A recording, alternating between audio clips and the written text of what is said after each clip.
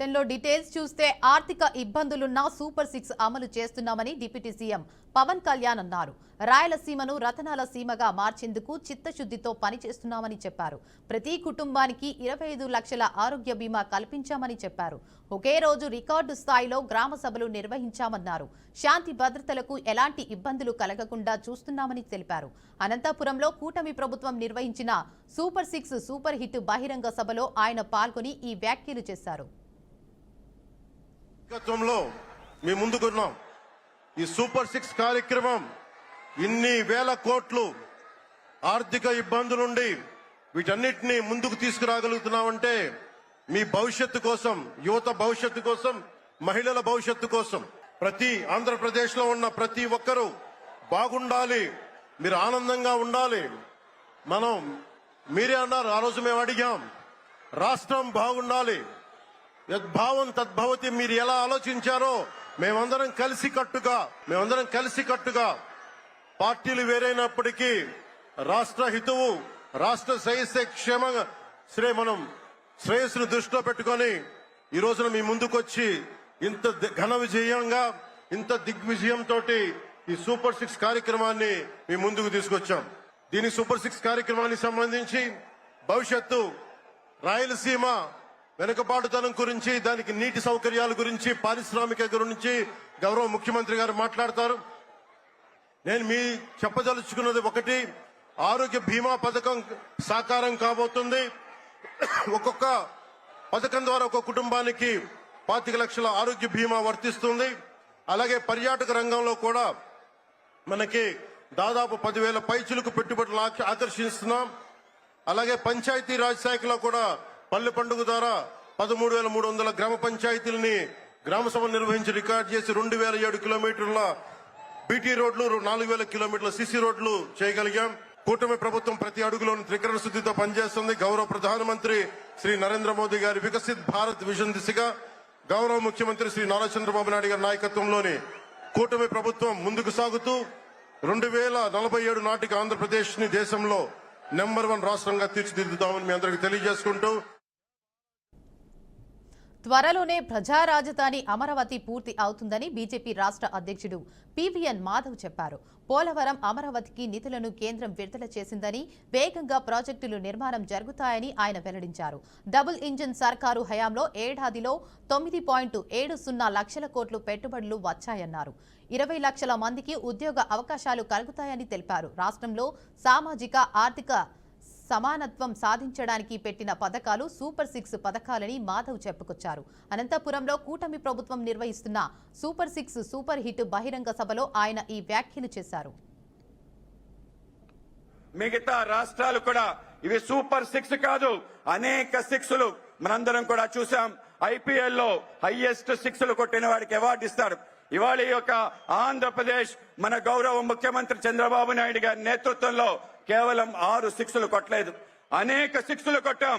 మనం గాని గమనిస్తే ఈ కూటమి ప్రభుత్వం ఏర్పడిన వెంటే మన ప్రియతమ ప్రధాని నరేంద్ర మోడీ గారి నేతృత్వంలో మనందరి యొక్క జీవన నాడి పోలవరానికి సంబంధించిన 12,517 కోట్ల రూపాయలు మనకి మంజూరు చేయడం ద్వారా మన సాగునీరు, తాగునీరు కష్టాలు తీర్చి ముందుకెళ్లడానికి వాళ్ళ మార్గం సుగమం చేశారు.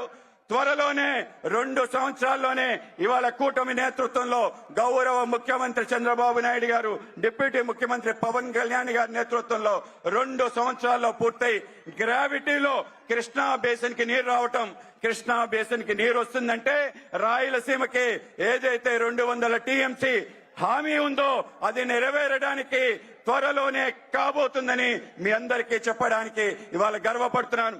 కేవలం అదే కాదు, ఇవాళ మన రాజధాని అమరావతి నిర్మాణం కోసం కేంద్రం 15,000 కోట్ల రూపాయలు గ్రాంట్ రూపంలో 11,000 రూపాయలు మనకి ఏదైతే హడ్కో నుంచి రుణ రూపంలో అనేక రకాల ఇతర అవసరాల కోసం నిధులు మన ప్రాంతానికి ఇవ్వటం ద్వారా అమరావతి నిర్మాణానికి కేంద్ర రాష్ట్ర ప్రభుత్వాలు చేస్తున్న కృషి, గౌరవ ముఖ్యమంత్రి చంద్రబాబు నాయుడు గారి నేతృత్వంలో ఒక భవ్యమైన రాజధాని, ప్రజా రాజధాని నిర్మించబోతున్నాం.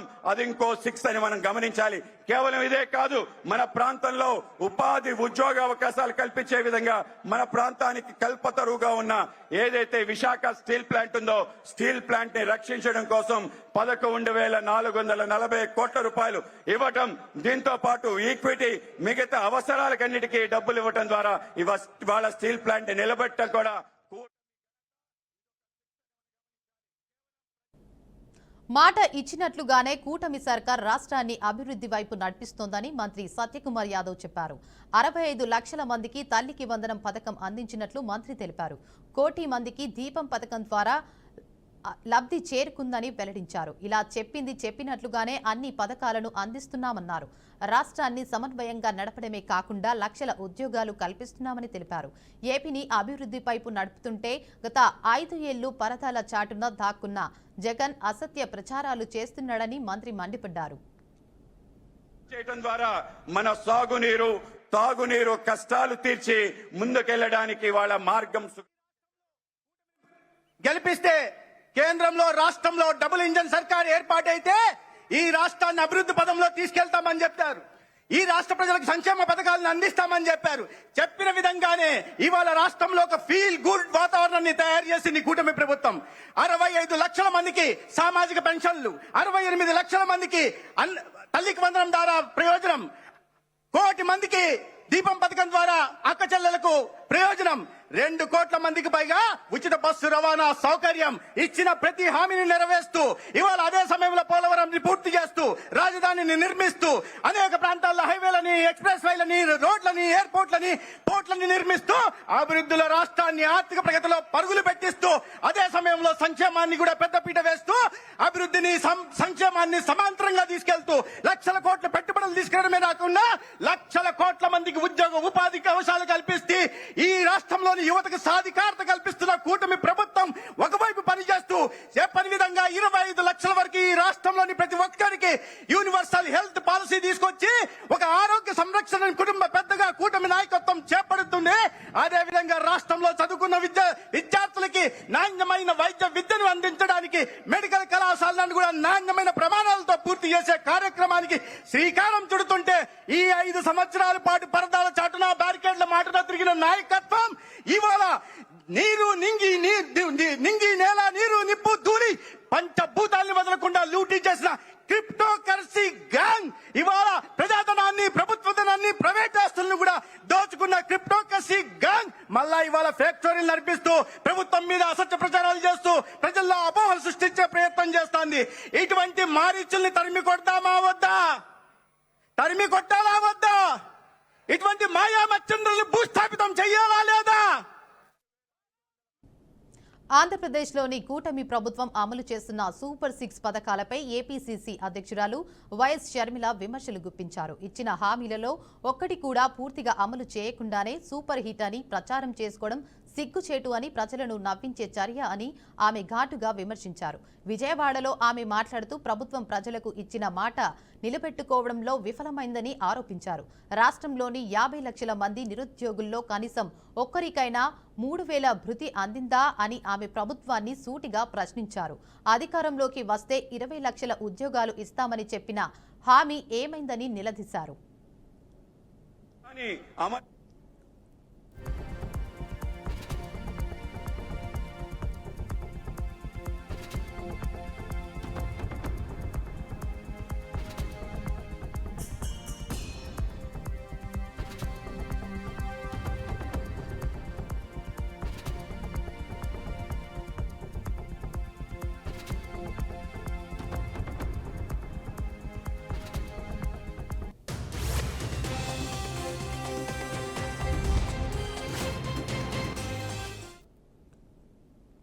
నిర్మల్ జిల్లాలో ఉమ్మడి ఆదిలాబాద్ ఇన్ఛార్జి మంత్రి జూపల్లి కృష్ణారావు సోన్ మండలంలో పర్యటించారు. ఉన్నత పాఠశాలలో ఏర్పాటు చేసిన ఆస్ట్రోనమీ ల్యాబ్ను పరిశీలించి విద్యార్థులతో ఇంటరాక్షన్ జరిపారు. అనంతరం ఇటీవల కురిసిన వర్షాలతో గోదావరి పరివాహక ప్రాంతాల్లో నీట మునిగిన పంటలను పరిశీలించి నష్టం వివరాలను తెలుసుకున్నారు. పంటలు పూర్తిగా నష్టపోయాయని కనీసం 50% పరిహారం ఇవ్వాలని రైతులు కోరారు. రైతులకు ప్రభుత్వం అండగా ఉంటుందని మంత్రి భరోసా ఇచ్చారు.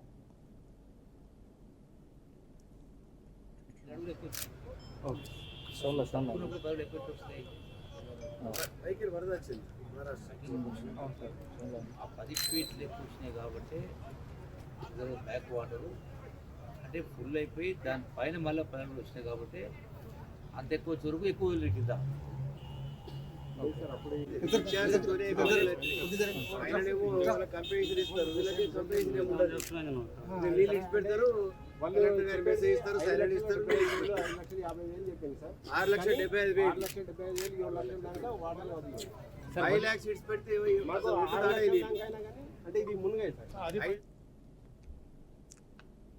సికింద్రాబాద్ కంటోన్మెంట్ పరిధిలో ఉన్న రహదారి సమస్యను సాధ్యమైనంత త్వరగా పరిష్కరిస్తామని ఎమ్మెల్యే శ్రీ గణేష్ అన్నారు.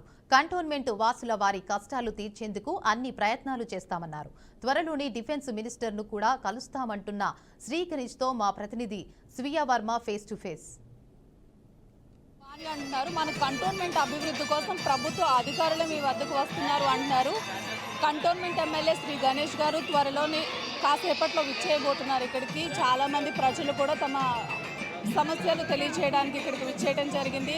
ప్రజలకు సేవ చేస్తున్నందుకు ఎంతో సంతోషంగా ఉంది. వీలైనంత వరకు రోజు కొత్త విధానం తీసుకొచ్చి అధికారులను కూడా ఒక వేదిక మీద తీసుకొచ్చి, ఎందుకంటే cantonment board officials state officials అంతా ఇక్కడ తీసుకొచ్చి మా ప్రజలది ఏదైతే సమస్యలు ఉంది అత్యధికంగా సమస్యలు పరిష్కరించడానికి ఒక వేదిక. గణేష్ గారు ఏ విధంగా సమస్యలు పరిష్కరించబోతున్నారు? అసలు ఏ సమస్యలు ఉన్నాయనుకుంటున్నారు? మామూలుగా ప్రతి దగ్గర ఈ డ్రైనేజ్ ఇష్యూ కావచ్చు, రోడ్ ఇష్యూ కావచ్చు, డ్రింకింగ్ వాటర్ ఇష్యూ కావచ్చు, బోర్ వాటర్ కావాలంటారు. కొంతమందికి బిల్స్ మీద కూడా ఉంటుంది కాబట్టి వారు రేషన్ కార్డులు కొంతమంది అప్లై చేసిన వాళ్ళకి కొంతమందికి వచ్చింది, కొంతమందికి మధ్యలోనే ఉండిపోయింది, ఏం రిజల్ట్ రాలేదు. వాళ్ళందరూ కూడా వస్తే సివిల్ సప్లై డిపార్ట్మెంట్ కూడా వస్తారు కాబట్టి వాళ్ళందరూ వచ్చిన తర్వాత వారి సమస్యలు ఇక్కడ విని ప్రతి దగ్గర మా దగ్గర అందరూ నోట్ చేసుకొని ప్రతి వార్డుకి ఒక ఇన్ఛార్జ్ ఉంటాడు, ప్రతి బస్తీకి ఒక ఇన్ఛార్జ్ ఉన్నాడు. వారిదంతా మేము దీనికి ఇది పెట్టే ముందే ఒక టీం చేసుకున్నాము. ఇవి ఇక్కడ వచ్చిన ఫిర్యాదులంతా ఎట్లా పరిష్కరించాలని. ఇప్పుడు కంటోన్మెంట్ బోర్డులో కూడా అన్ని పనులు డెవలప్మెంట్ వర్క్ చేసినా కూడా డెవలప్మెంట్ వర్క్ల మీద కూడా వాళ్ళకు తెలిసినవి చేస్తారు. ఇప్పుడు ఇక్కడ ఫిర్యాదు అయిన అన్నీ వచ్చినాయి దాని కంటోన్మెంట్ బోర్డు మీటింగ్లో అవన్నీ పెట్టి పాస్ చేయించి ఇమీడియట్గా వర్క్ చేస్తాడు చూస్తాం అన్నట్టు. ఇది చాలా అంటే అవసరం పడుతుంది. దీని ద్వారా చాలా మందికి సమస్యలు పరిష్కారం అవుతుంది. ఈ ట్రాఫిక్ సంబంధించి సమస్యలు ఎక్కువైపోయినాయి కదా, మీ ముఖ్యమంత్రి గారు డిఫెన్స్ శాఖ దగ్గరికి వెళ్ళి పర్మిట్ తీసుకుంటారన్నారు. ఆ పర్మిట్ సంగతి ఎక్కడి వరకు వచ్చింది? ఈ రోజు కూడా వారితో మీటింగ్ ఉంది. డిఫెన్స్ ఏపీ మంత్రి నారా లోకేష్ మాట్లాడుతున్నారు. ఇప్పుడు అలా చూద్దాం. వాళ్ళ పరిస్థితి ఏంటి, వాళ్ళని తిరిగి అట్లా ఏం ప్రాబ్లం, మెడికల్ అటెన్షన్ ఏం అవసరం లేదని కూడా వాళ్ళు చెప్పారు. మెడిసిన్స్ ఏమైనా అవసరమా అని కూడా అడిగాము. సరిపడా స్టాక్ ఉన్నాయి మాకు, నో ప్రాబ్లం అని చెప్తాం జరిగింది. వాళ్ళు రియల్ టైం చెప్పారు. అంటే ఎప్పుడు ఇది ఎయిర్పోర్ట్ ఓపెన్ అవుతుంది ఏంటి, ఫ్లైట్స్ ఎప్పటికల్లా రావచ్చు, అవన్నీ కూడా టైం టు టైం మేము కోఆర్డినేట్ చేసాం. ఇప్పుడు కేంద్రంలో మన మినిస్టర్ ఆఫ్ సివిల్ ఏవియేషన్ రాము ఉన్నాడు. రాముతో కూడా నేను దాదాపు ఒక 10-12 సార్లు మాట్లాడా ఈరోజు. సో ఆయన క్యాబినెట్ మీటింగ్ వెళ్ళే ముందర మాట్లాడా, క్యాబినెట్ మీటింగ్ వెళ్ళిన తర్వాత కూడా మాట్లాడా. మీటింగ్ అయిన తర్వాత మాట్లాడిన తర్వాత ఆయన కూడా ఒక మీటింగ్ పెట్టుకున్నారు ఢిల్లీలో. పెట్టుకుని ఒక ఆంధ్ర రాష్ట్రమే కాదు, రేపు మహారాష్ట్రకి ఏంటి ఎన్ని ఫ్లైట్లు వేయాలి, ఢిల్లీకి ఎన్ని ఫ్లైట్లు వేయాలి కూడా. ఎందుకంటే భారతదేశంలో ఉన్న భారతీయులందరూ తిరిగి తీసుకురావాలి కదా. సో ఆ బాధ్యత కూడా రాము తీసుకుంటున్నాడు.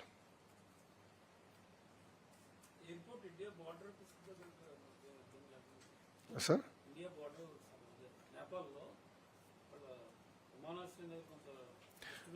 లేదు, ఇప్పుడు అంతా ఇష్యూ సెటిల్ అయిపోయింది, పర్మిషన్ ఇచ్చారు. సో అందుకే రేపు మధ్యాహ్నం కదా మనం ఫ్లైట్ వెళ్తుంది మన వాళ్ళు వైజాగ్కి. ఇంకా ఐ థింక్ అక్కడి నుంచి 2.5 గంటలు ఫ్లైట్ మనకి వైజాగ్కి. వైజాగ్ నుంచి ఒక 45 మినిట్స్ కడప.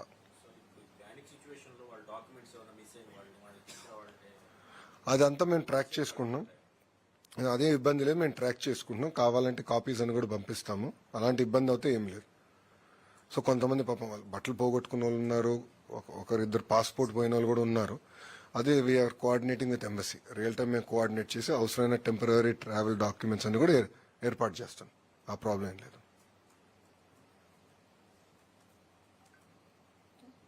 ఓకే,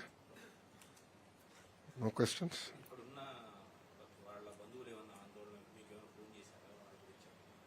అలాంటి పరిస్థితి రాలేదు, ఎందుకంటే వాళ్ళే డైరెక్ట్గా మాట్లాడుకున్నారు కనుక ఆ పరిస్థితి ఏం లేదు.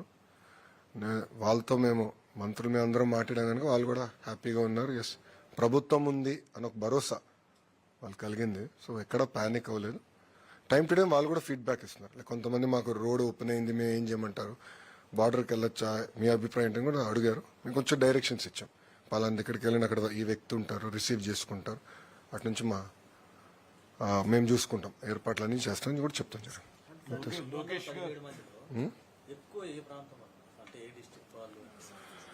ఇప్పుడు విశాఖపట్నం నుంచి 42 మంది ఎక్కువ, మిగతాది విజయనగరం నుంచి 34 మంది, కర్నూలు నుంచి 22 మంది. Major numbers sir. విజయనగరం 34 అండి, కర్నూలు 22 అండి. టాప్ 3 ఈ 3 అండి. లోకేష్ గారు కంటిన్యూస్గా మానిటర్ చేసి ఎక్కడికెక్కడ వాళ్ళతోటి అక్కడ ఎవరైతే హెల్డప్ అయ్యారో వాళ్ళతోటి పర్సనల్గా మాట్లాడడం వల్ల ఒక భరోసా అనేది అక్కడ వాళ్ళకి లభించింది. మెయిన్గా కొంచెం ఇలాంటి సిచ్యువేషన్లో ప్యానిక్ అవుతారు. ఎప్పుడైతే గవర్నమెంట్ ఆఫ్ ఆంధ్రప్రదేశ్ వెంటనే రెస్పాండ్ అయిందో, అక్కడ జరిగేటువంటి అనంతపూర్లో మీటింగ్ను కూడా ఆయన క్యాన్సిల్ చేసుకుని ఇక్కడ ఉండి కంటిన్యూస్గా మానిటర్ చేయటం వల్ల వాళ్ళు ఖచ్చితంగా న్యాచురల్గా వాళ్ళకి ఒక భరోసా అనేది వచ్చింది. వాళ్ళందరూ హ్యాపీ ఫీల్ అయ్యారు. ఇప్పుడు అన్ని మెజర్స్ తీసుకోవడం జరిగింది. రేపు మధ్యాహ్నానికి అందరినీ కూడా మళ్ళీ ఇండియాకి తీసుకురావచ్చే ఏర్పాట్లన్నీ కూడా లోకేష్ గారి నేతృత్వంలో అందరూ టేకప్ చేస్తున్నాం.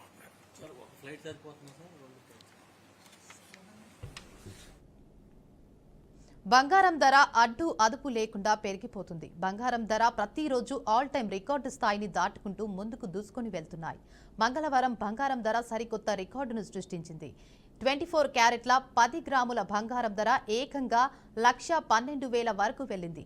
బుధవారానికి అది కాస్త 1,15,000 దాటింది. అయినా సరే అవసరాల కోసం కొంటూనే ఉన్నారు. ఇది ఒక రకంగా చెప్పాలంటే బంగారానికి డ్రీమ్ రన్ అని చెప్పవచ్చు. గడిచిన 2 వారాలుగా గమనించినట్లయితే కేవలం 12 రోజుల్లో బంగారం ధర 12,000 రూపాయలకు పెరిగింది.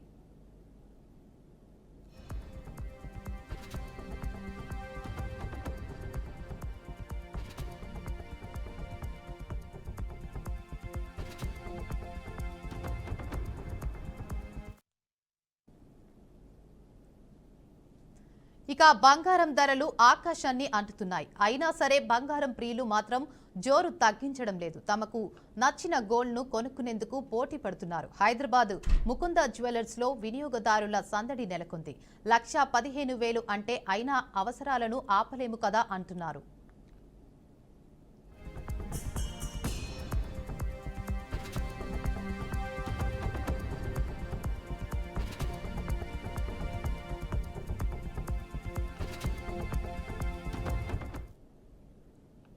ఇక బంగారం ధరల పెరుగుదలపై మరింత సమాచారం మా ప్రతినిధి అంజీ అందిస్తారు. Anji, over to you.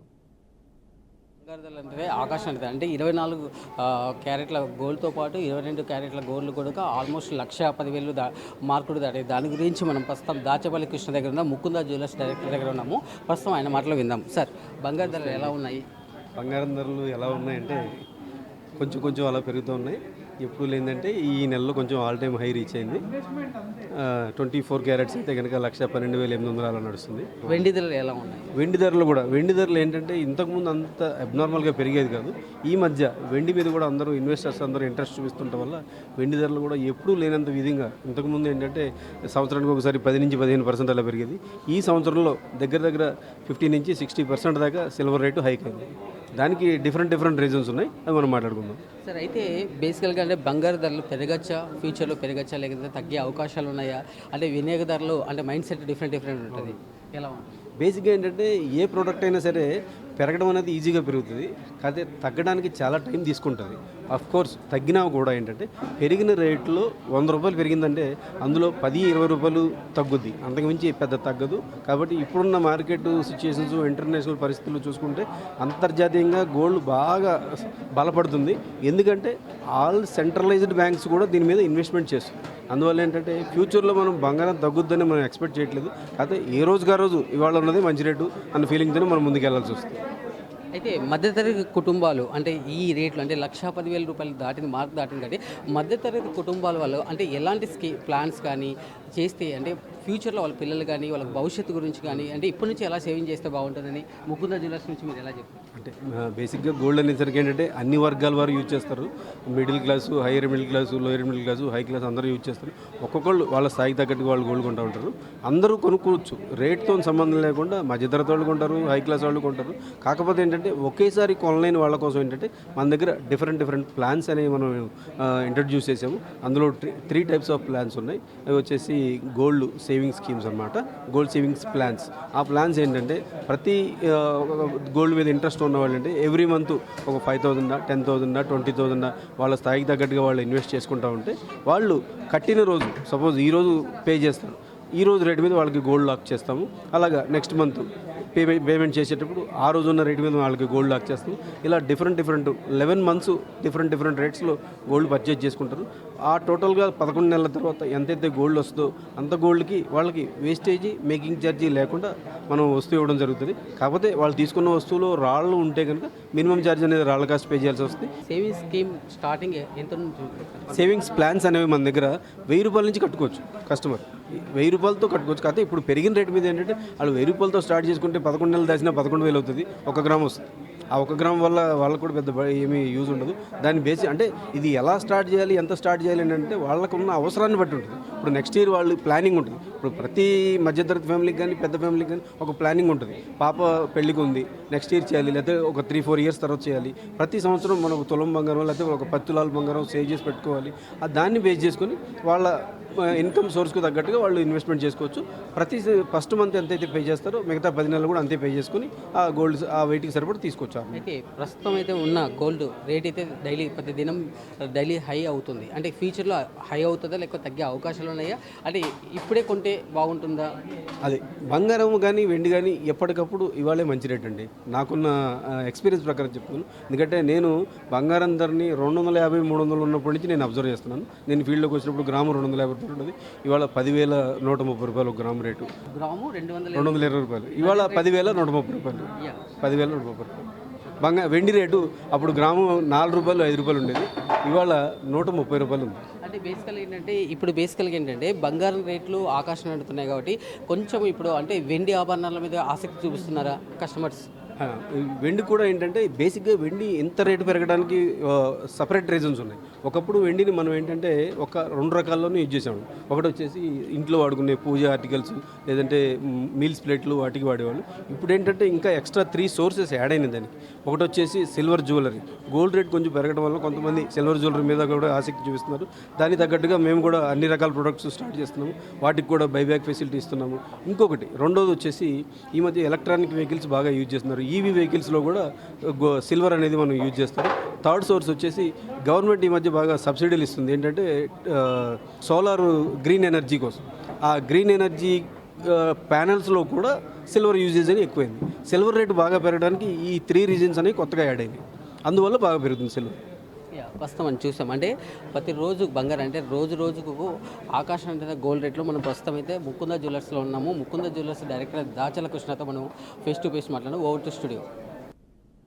Jogulamba Gadwal జిల్లా తాటికుంట గ్రామంలో ఇటీవల రిజర్వాయర్లో చేపలు పట్టేందుకు వెళ్లి దురదృష్టవశాత్తు నీట మునిగి దంపతులు మృతి చెందారు. దీంతో మృతుడు రాముడి పిల్లలు అనాథులయ్యారు. వారికి తోడుగా మానవ సేవయే మాధవ సేవ నినాదంతో BRK news channel reporter Ramanjaneyulu ఆధ్వర్యంలో సహాయ కార్యక్రమం నిర్వహించారు. ఈ సందర్భంగా మరణించిన రాముడు చిన్నారులకు దాతల ద్వారా సేకరించిన 31,000 రూపాయల నగదు, 150 కేజీల బియ్యం, నిత్యావసర వస్తువులను అందజేశారు. ఈ కార్యక్రమంలో మాజీ MPTC Chandrasekhar Reddy, dealer Padmareddy, rice mill Srinivasulu, photographer Shekar పాల్గొని ఒక్కో బియ్యం ప్యాకెట్ను బాధిత కుటుంబానికి అందజేశారు. జర్నలిస్టు రామాంజనేయులు అనేక మంది బాధితులకు అండగా నిలుస్తూ సమాజంలో మానవతా విలువలు నిలబెట్టుతున్నారని మాజీ ఎంపీటీసీ చంద్రశేఖర్ రెడ్డి అన్నారు. ఇదే మాదిరి మరిన్ని వ్యక్తులు ముందుకు రావాలని కోరారు.